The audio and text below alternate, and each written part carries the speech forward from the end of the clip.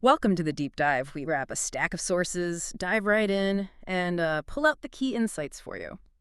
Today, we're looking at a big challenge for app developers on Google Play. How do you actually keep users coming back? It's this whole leaky bucket thing people talk about. You work hard, spend money getting users in, but then, well, they just drift away if they're not engaged. Super frustrating. Yeah, absolutely. And it's something Google Play is really zeroing in on. They're trying to move past just, acquisition. It's about helping developers with the whole journey onboarding, getting users active, keeping them engaged, and ultimately sticking around long term. And the core of what we're diving into today is a set of tools powered by something called the Engage SDK. Exactly. We've been digging into the developer docs, some blog posts, FAQs, and also a recent YouTube video transcript from the Android dev channel, especially stuff about Google TV updates.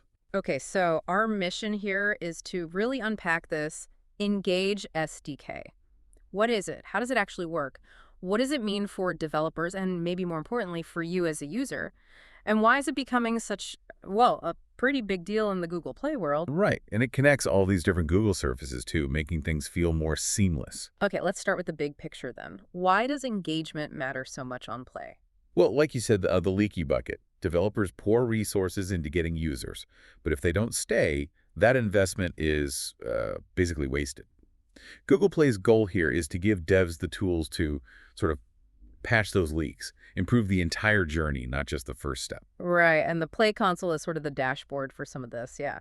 Like vitals for app health, ratings, store listing info. Yeah, that's the central hub for analytics and basic tools. Android vitals, reviews, store performance, those are all pieces. But the Engage SDK, that's more direct. It's specifically about getting your content out there to pull users back in. Ah, okay, so it's a specific tool. Exactly. And it's really geared toward content and media apps. Think video streaming, audio apps, reading apps, that kind of thing. So what's the main idea? How does it work? Basically, it lets developers take stuff from inside their app, personalize recommendations, maybe that show you started watching, and surface it elsewhere on the device. Elsewhere, like where? Think about places like the entertainment space on tablets, or collections, maybe even recommendations within the Google Play Store app itself. Multiple spots. Interesting. So you don't even have to open the specific app to see its content. Precisely. It reaches users where they already are, looking for something to watch or read. And the sources are pretty clear. This really boosts engagement and retention. It even expands the app's reach, potentially showing content recommendations beyond just the Play Store. Okay, and how hard is it to implement? Is it some huge undertaking? The docs describe it as a client-side thing using on-device APIs. It sounds technical, but they actually say it adds less than 50 kilobytes compressed to the app size. That's tiny. Yeah. And for most apps, they estimate about a week of developer time to get the basic integration working. Seems quite manageable for the potential upside. A week? Okay, that's not bad at all. And get this, there's apparently a brand new surface they're testing in developer preview. It lets developers show content and recommend their app even to people who haven't installed it yet. And clicking it launches right into a full screen experience. Whoa, okay. That could be a real game changer for getting discovered. Definitely opens up possibilities. So how does the SDK organize all this content it's sending out? You mentioned recommendations, continuation. Right. It uses a system called clusters. You can think of clusters as like curated groups or lists of content that your app shares with Google. Clusters, okay. And the sources mention different types, especially for reading and watching apps. Yep, 3 main types that developers can publish content into. First, there are recommendation clusters. These are personalized suggestions just from your app, like top picks for you or because you read X. Developers can publish up to 7 of these, and each can have, I think, up to 50 items, or entities, as the SDK calls them. Entities, right. The specific movie or book, okay, 7 clusters, 50 items each. That's quite a bit of personalized content. It is. Then you have the continuation cluster.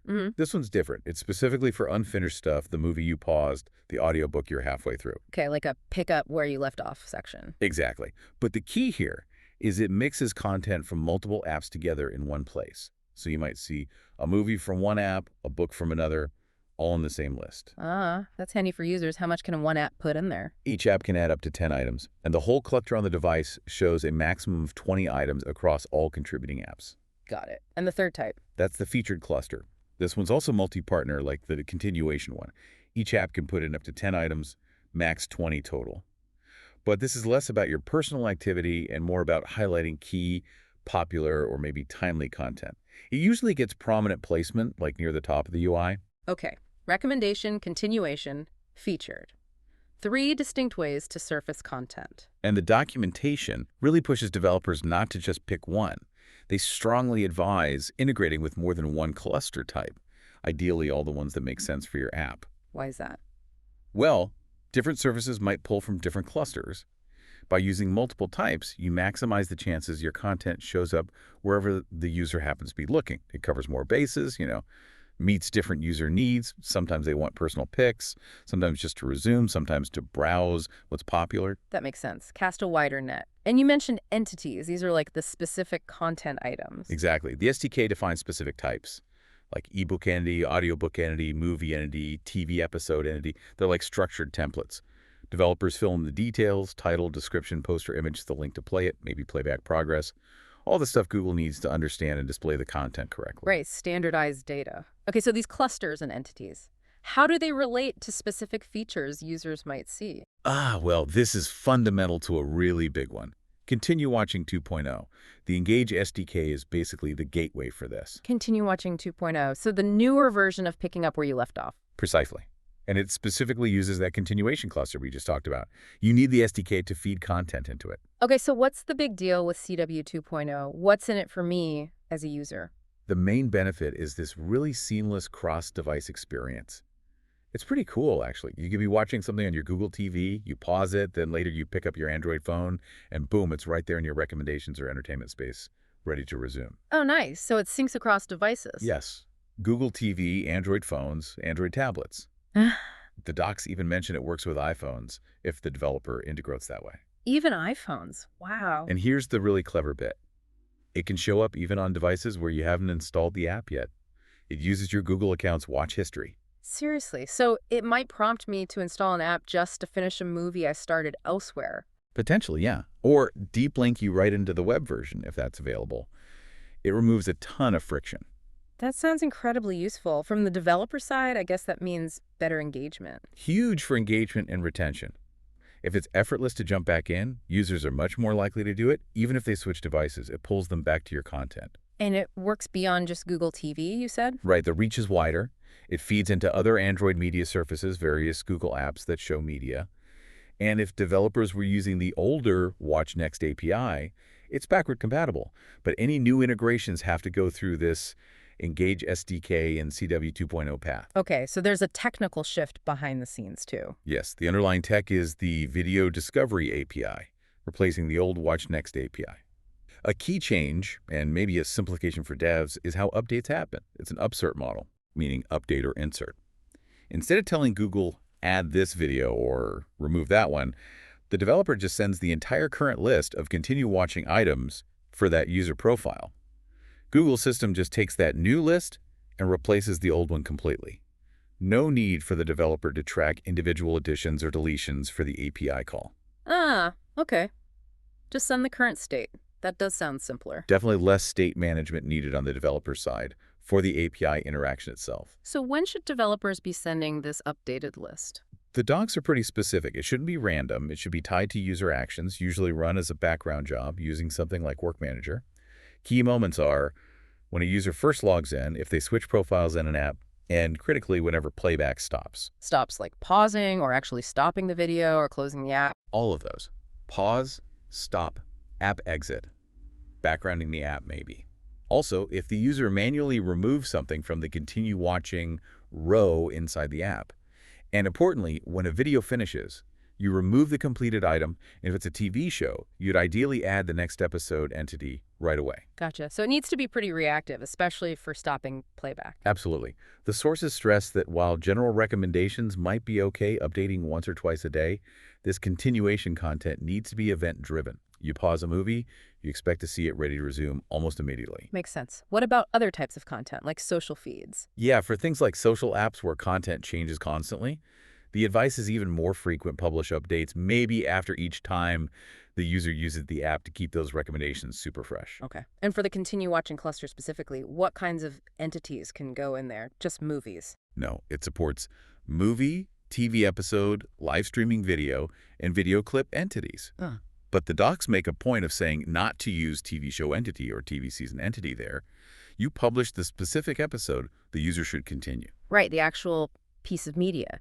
And what info must be included for these entities? Well, the basics like name, poster images, we'll touch on image specs in a bit, and crucially, those platform-specific URIs.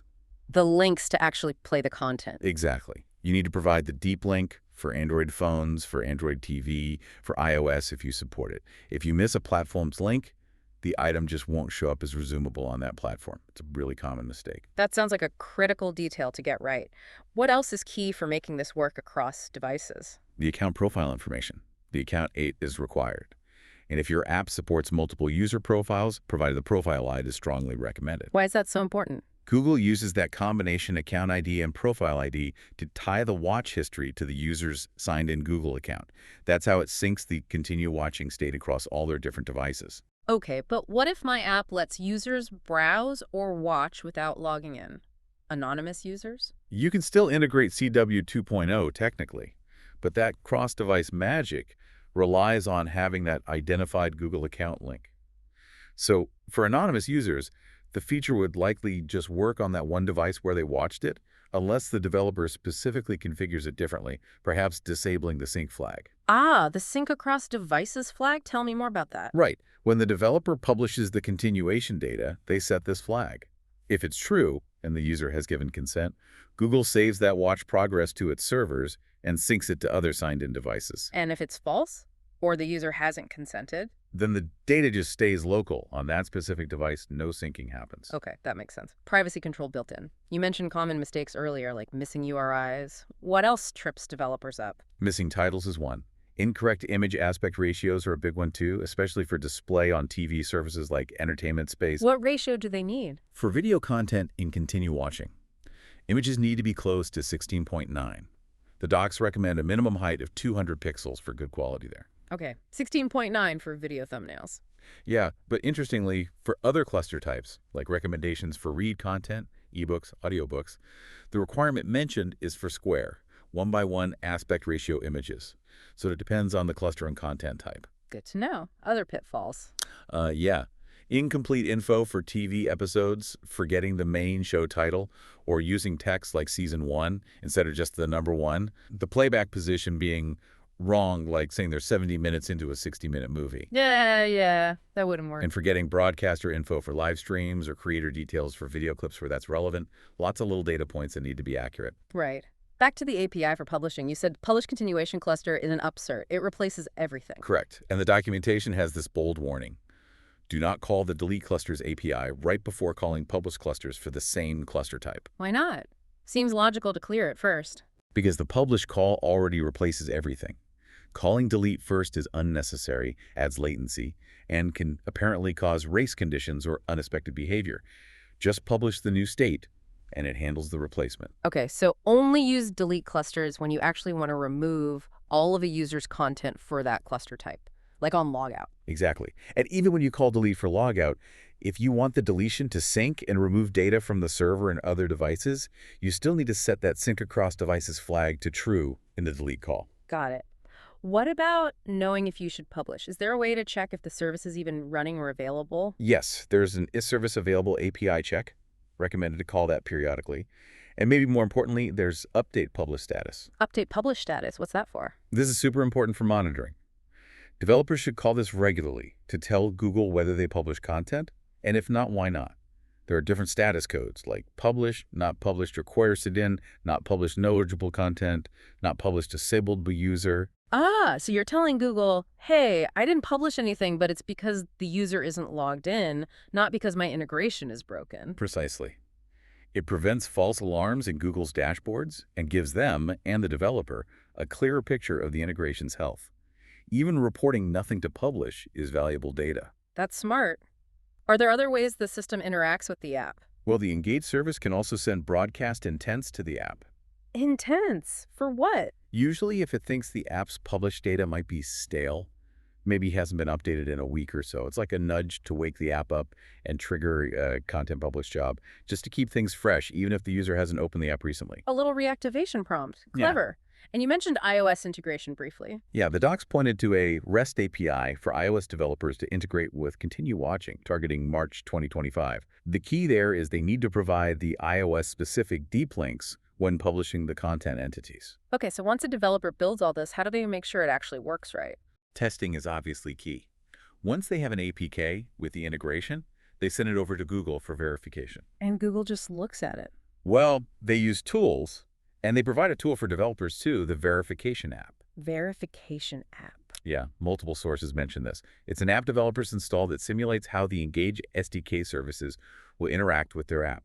It runs checks and tells you if things look all good, or if it found specific errors, like missing data or incorrect formatting. It helps catch issues before submitting to Google. That sounds incredibly helpful for debugging. What kind of tests should developers run? The docs list a bunch. Things like watch a video partway, check if it appears correctly in the continue watching row with the right progress bar.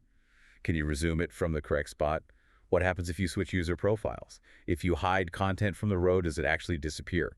Do completed items or things you haven't started not show up? Right, checking the negative cases too. It's exactly. Verifying TV episodes are in the right order with correct show season episode info. Testing edge cases like turning the device off mid-watch or finishing an episode does the next one appear. And checking the sync across multiple devices after these actions. It's about making sure that seamless experience is really robust. It's quite a thorough testing process needed then. Definitely. You want that user experience to be flawless. So the Engage SDK, especially for continue watching, seems like a really focused tool, but does it connect to other Google Play things? It does, yeah. It fits into the broader picture. One obvious connection is deep links. How so? Well, when the Engage SDK surfaces your content, say, that half-watched movie, the URI you provide to make it playable, is often a deep link. It needs to jump the user directly to that specific point in your app. Ah, right. So the SDK surfaces the what, and the deep link handles the how to get there instantly? Exactly. They work hand in hand for that seamless jump back into the content. The sources even mentioned Play Console has new features to make managing and updating those deep links easier now. Okay, that makes sense. Any other connections? Another interesting one mentioned, particularly for Google TV, is AI integration, like with Gemini. AI, how does that tie in? Gemini can understand more natural language searches on the TV. Because your app is publishing structured data about its content and maybe user progress via the Engage SDK, Gemini can potentially use that data. So instead of just searching sci-fi movies, You might be able to ask Gemini, show me sci-fi movies I started watching but haven't finished across my apps. And it could potentially pull that info using the data provided via the SDK's continuation cluster. whoa. Okay, that's leveraging the data in a whole new way for discovery. Yeah, it really boosts the value of publishing that data accurately. It's not just for the standard clusters anymore. It can feed into these smarter AI-driven experiences. While the sources touched on other related areas like basic App Store Optimization, ASO, the importance of app quality via Android Vitals, using Compose for building TV UIs efficiently, memory optimization, even upcoming Android 16 features, deep links, and AI seem the most directly synergistic with the Engage SDK's mission. Okay, so wrapping this up then, the Engage SDK, it really seems like a powerful way for these content apps to fight that leaky bucket problem we started with. Definitely. It's about actively putting your content where users are, making it easy to re-engage, easy to resume, easy to discover something new from your app, even outside the app itself. It bridges that gap between the user browsing on their phone or TV and the content living inside your specific application. Right. It helps nurture that ongoing relationship by keeping your content visible and accessible, improving retention significantly. So for developers listening, if they're interested in this, especially continue watching 2.0, They should look into the developer preview program that was mentioned. Expressing interest there seems to be the first step. and if they run into issues during the integration, The docs consistently provided an email address, engagedevelopers@google.com for questions. good to know. Okay, final thoughts. Well, thinking about all this, the cross-device syncing, the recommendations appearing outside apps, the AI integration, it makes you ponder the bigger picture, doesn't it? Think about how this increasing connection between devices, powered by things like the Engage SDK and AI, is changing how you discover and interact with content. Yeah, it feels less like opening individual apps and more like the content just finds you. Kind of. When it becomes almost effortless to pick up where you left off or get a personalized suggestion right when you're looking, how does that shift your relationship with apps? What does it mean for finding your next favorite movie or book or game? It really blurs the lines. Makes you think about how we'll consume media in the future. Definitely something to mull over. Well, thanks for joining us on this deep dive into Google Play's engagement tools and the Engage SDK. We hope it gave you a clearer picture of how developers are working to keep you hooked and how your own digital experience is becoming more connected.